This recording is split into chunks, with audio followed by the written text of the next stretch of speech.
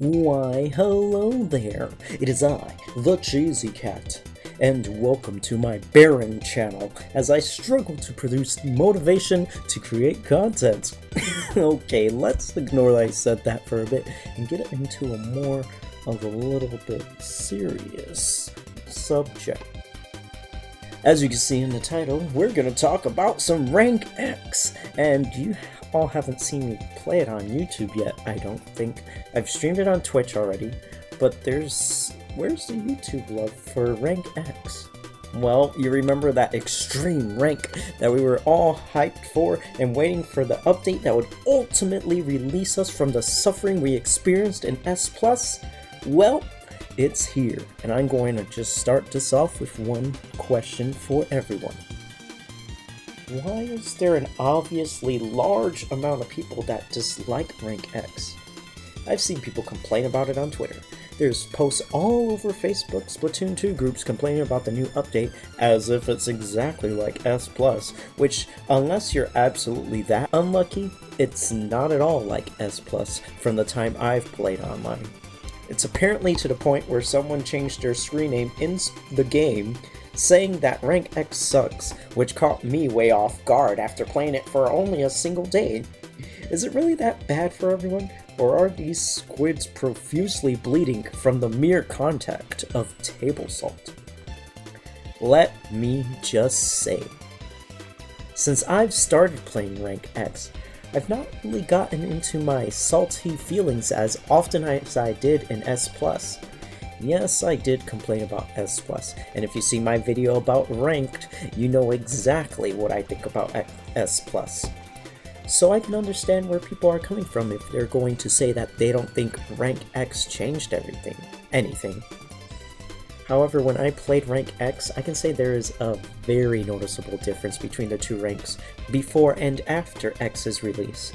There is no doubt in my mind that Rank X surpasses S+ in almost every aspect of Ranked. You may run into a pretty unfortunate matchup once in a while, but it's not to the degree that S+ has given me. At least I haven't been that unlucky enough to have that happen, I suppose. Face the facts, you're going to lose some matches though. You can't ever be at 100% win rate unless you're a splat charger with godlike aim that sees every single squid and misses 0 shots.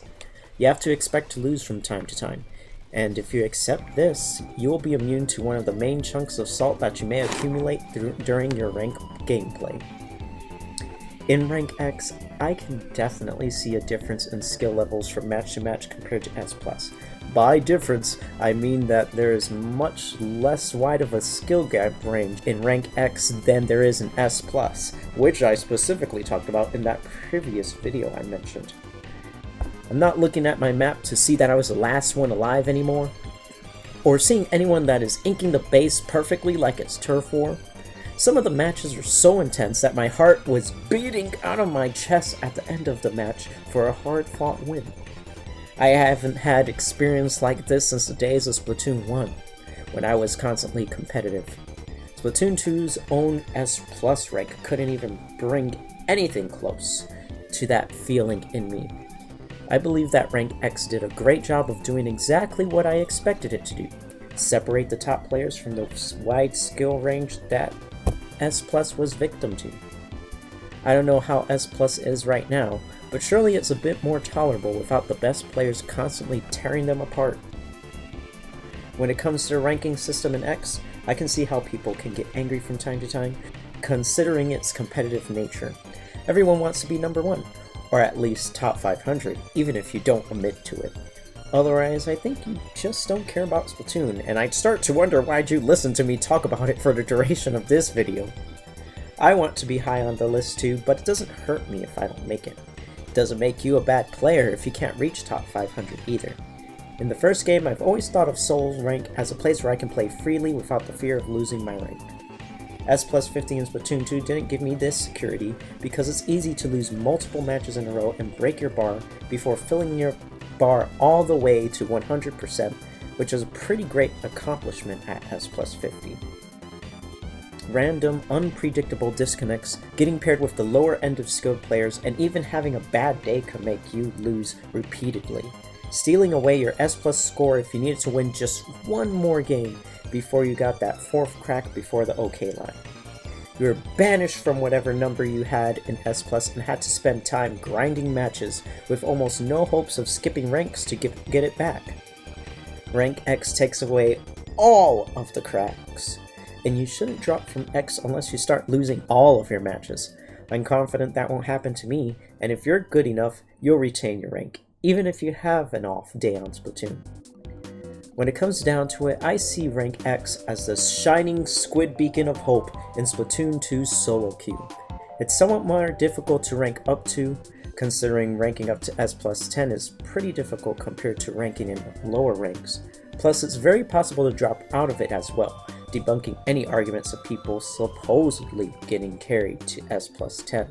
And for the most part, in Rank X you'll lose more points for losing a match than you would gain points for winning one. In my experience in X, it really depends on your power average of both teams. That is, if you win against a low power team, you'll get almost no points, and if you lose against the same exact team, you'd lose a ton of points. I've seen people complain about this as well, but if we're taking into account that this is the most competitive rank in the game now, it makes sense to make it so that you'd have to win a lot more matches than lose them to get a higher score. Even S+99 was like this in the first Splatoon. Past S+80, you'd only get 2 points for a win, but if you lost, you lost 5 points. If we gained and lost the same amount of points, top 500 would be a measure of who played the game more, rather of having to consistently win matches to stay at the top. Basically, if your win percentage is mostly positive, you shouldn't have to worry about dropping out of it, which is my favorite part. No more fighting to get my S+50 back.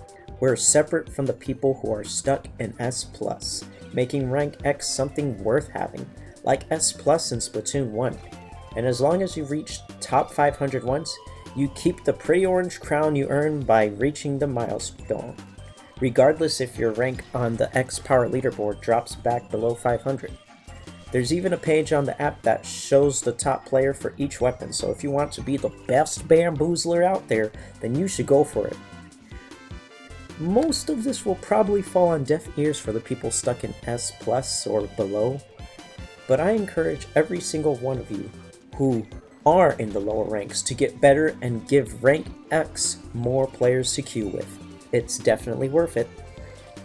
I'm really not sure where all the hate for Rank X came from, but I think the developers spent a good amount of time creating this rank, and it's pretty rewarding to the top players. We're no longer punished by S+'s shenanigans, and to be honest, if you're good enough, you will never be punished by Rank X at all. Now, when it comes to facing tough players online, Rank X won't protect you from being punished by them, so don't let your guard down too much. At this point, if you're mad at Rank X, you may need to let off some steam in some turf war. It's always helped me when I was salty.